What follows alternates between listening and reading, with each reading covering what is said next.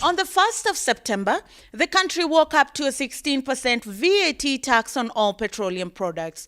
This move by the government was as a direct result of a funding conditionality agreement with the International Monetary Fund.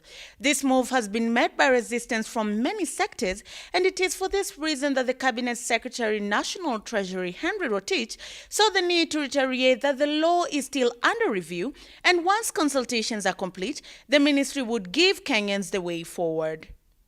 On the issue of this VAT, I think I've mentioned, we are looking at it, reviewing, consulting, and let me not preempt what we are currently discussing. And as I said, within a very short time, you'll get indications on where we are going on it. But just to tell you, it will be positive. CS Rotich further called for fiscal responsibility and accountability, both at the national and county government levels, to create avenues for funding the Big Four agenda that the government is fully committed to achieving within the next 4 years. Public expenditure must therefore be efficient and effective. Low priority expenditures must give way to high priority service delivery programs, and wasteful expenditures must be eliminated in both levels of government. In addition, as you know, the government has intensified the ongoing fights against corruption and proliferation of counterfeit products in the economy. The operations of the multi-agency teams will be strengthened and adequately resourced. These efforts will eliminate pilferage of public resources and substandard products. While the government has come under immense pressure to implement fiscal accountability and reduce its appetite on borrowing, Principal Secretary of the National Treasury Kamau Thuge said that Kenya's debt level is manageable and way below the 74% set threshold, further adding that there is no cause for alarm. Then for sure you know that you are approaching an unsustainable debt position. And that ratio has been set at 74% of GDP, the net present value of debt to GDP at 74. So if we are approaching a debt ratio of 74%, then we will be concerned that we are approaching an unsustainable position. Now, what is the current situation of our debt? The current situation is our net present value of debt is 49. So we are comparing a situation of 49 versus 74.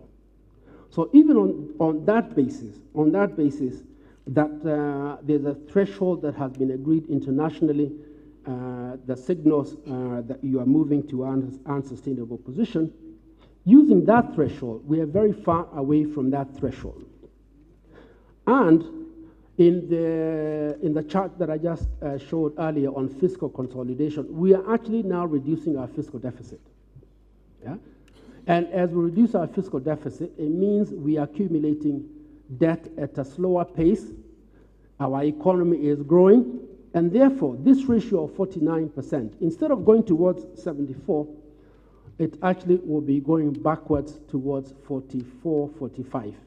CS Rotich further noted that in an effort to achieve self-sufficiency and reduce over-reliance on debt and grants to fund its major infrastructural projects, Kenya shall go back to buying international bonds. You constantly have to engage them.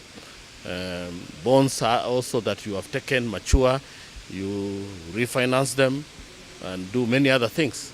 So you need the international market to do all those as you do all manner of what it entails in terms of managing debts that you have taken from international market. So it's not a stop and go thing. Tell me any country, South Africa, they were there 1960s and they are still there. They raise money, Nigeria the same thing.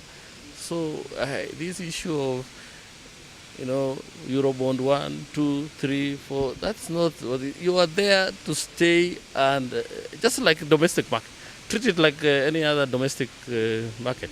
We are there weekly, we are there monthly to issue bonds.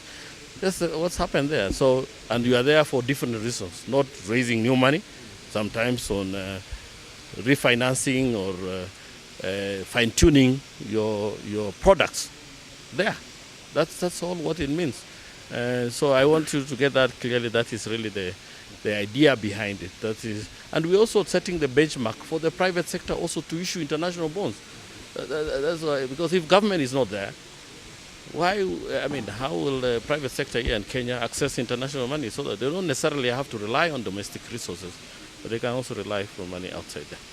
As the government tries to unlock new revenue streams and seal loopholes in existing ones, Kenyans can only hope that this will not mean a greater financial burden to them.